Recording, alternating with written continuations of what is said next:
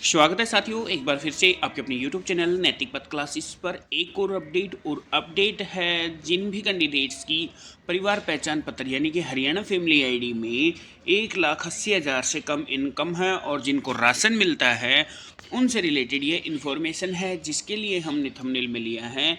खाद्य एवं आपूर्ति विभाग ने दिए आदेश, अब OTP से ही मिलेगा राशन। तो ये एक नई प्रोसेस शुरू करने जा रहे हैं और कैमरा और हेल्पलाइन यानी कि CCTV और जो हेल्पलाइन नंबर है उसके लगाने के निर्देश दे दिए गए हैं। राशन डिपो किस टाइम खुलेगा किस टाइम नहीं, ये इस सभी की समय सारणी लगेगी। ये कैमरा और हेल्पलाइन नंबर क्यों जारी किए गए हैं?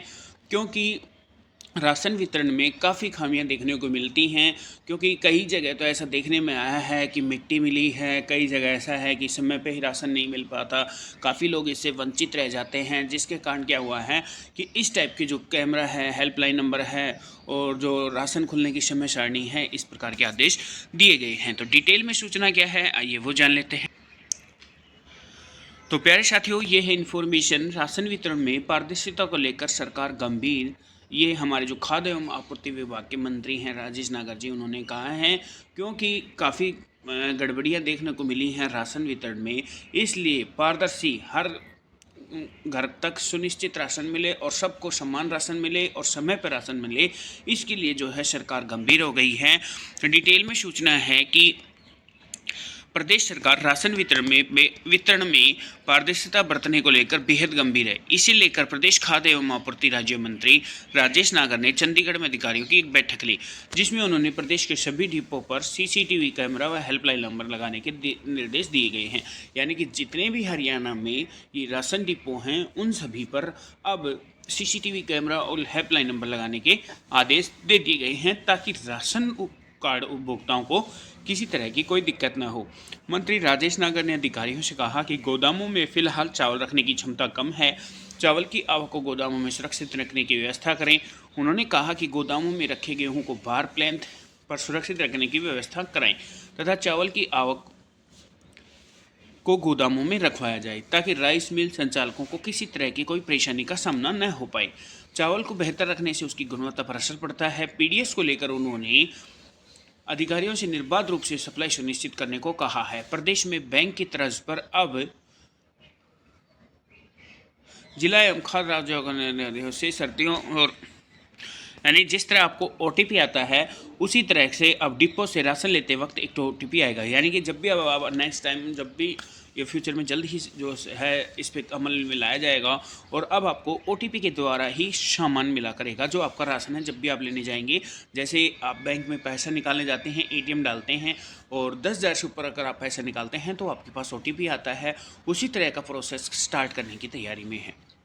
जिला खाद्य एवं आपूर्ति मंत्री राजेश नागर ने बताया कि मुख्यमंत्री नायब सिंह सैनी की सरकार ने राशन वितरण के मामले में पारदर्शिता बरतने के उद्देश्य से OTP शुरू करने जा रही है। अगले कुछ दिनों में प्रदेश भर में यह शुरू की जाएगी। यानी कि आने वाले समय में हमें देखने को मिलेगा कि राशन जो है, जो हेड ऑफ फैमिली यानी कि जो आपकी फैमिली आईडी में जो हेड ऑफ फैमिली है उस पर OTP आएगा और जिसका भी आपने हेड ऑफ फैमिली अपने परिवार में बनाया हुआ है उस कैंडिडेट के पास OTP आएगा। जब वो OTP वेरीफाई हो जाएगा उसके बाद ये आपको राशन मिला करेगा। आने वाले समय में डिपो खुलने की समय सारणी के लगेंगे बोर्ड। जिला खाद्य एवं आपूर्ति राज्य मंत्री राजेश नागर ने अधिकारियों से कहा कि सर्दियों और गर्मियों के समय खुलने का समय उल्लिखित किया जाए। ऐसा करने से कार्ड धारक निर्धारित समय से डिपो पर पहुंचेंगे। इसी तरह दुकानदारों को बार हेल्पलाइन नंबर लगाना होगा ताकि कोई भी उपभोक्ता उन नंबरों से पर्याप्त जानकारी ले सके। बैंक में ACS फूड एवं सप्लाई आनंद मोहन शरण, डायरेक्टर राजेश जोगपाल, FCI एवं हेड अफसरों के अलावा राइस मिल एसोसिएशन का प्रतिनिधित्व मौजूद रहा।